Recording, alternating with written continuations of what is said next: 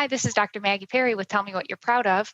Today we have Ken Goodman on the show. He is an LCSW from UCLA that is in private practice in Los Angeles, specializing in anxiety and OCD. He is on the board of the Anxiety and Depression Association of America, and he has a book coming out called the Emetophobia Manual. Thanks so much, Ken, for being on the show. Oh, my pleasure. Happy to be here. Great. So I know that you listened to the sessions I had with Danielle. Can you tell me what your impressions were? Well, she has certainly had a traumatic adolescence from, I think you said, maybe 10 to 20, with her mom having different kinds of medical issues and seizures and just having to be on pins and needles waiting for the next thing to happen. She said something interesting when I was listening she said something about how she had nauseating fear. And I'm sort of wondering if she felt nauseous when she was experiencing all this anxiety while her mom was having seizures or whatever medical issues she was experiencing, because that is certainly tied in to what's going on now with her son every time he seems to get sick. And it seems as though anytime he gets sick, it just reactivates those traumas from when she was a child, when her mom was seriously ill. And, her son is having just normal child sicknesses, but it really triggers an exaggerated response for her, as well as a inability or a belief that she can't handle the situation when she really can. But I think a lot of times people with anxiety, they exaggerate risk and problems and they underestimate their abilities. She has the ability. As a child, she, I'm sure, lacked that ability and wasn't sure what to do. But it seems like now it's sort of everything's sort of reactivated with her son. Well, can we talk a little bit about the relationship between trauma and OCD?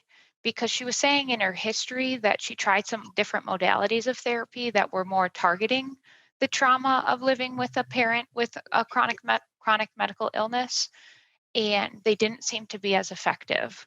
So even if conceptually we do see the connection between the trauma of having nauseating fear whenever her mother was sick and her now fear of the feeling of nausea or the potential of her child getting sick,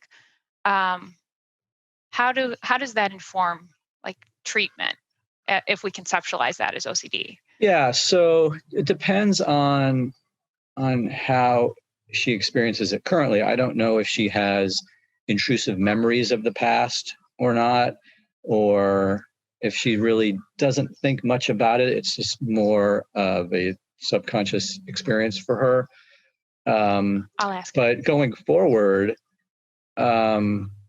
she has to do more exposures to help her get through it. But if she does have intrusive memories of the past, then that would have to be addressed. I don't know what kind of treatment she had before seeing you.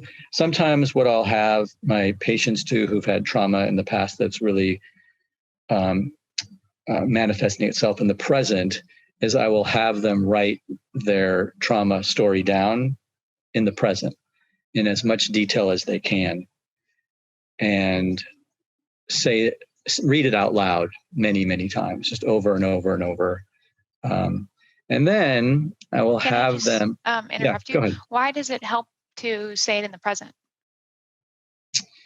Because you want to sort of activate those feelings again and then learn how to respond to them differently. Because as a child, she was in the moment. She didn't know what to do. It was extremely traumatic. As an adult, I want her to desensitize to that experience, and reading it out loud, which is very important, over and over will help desensitize.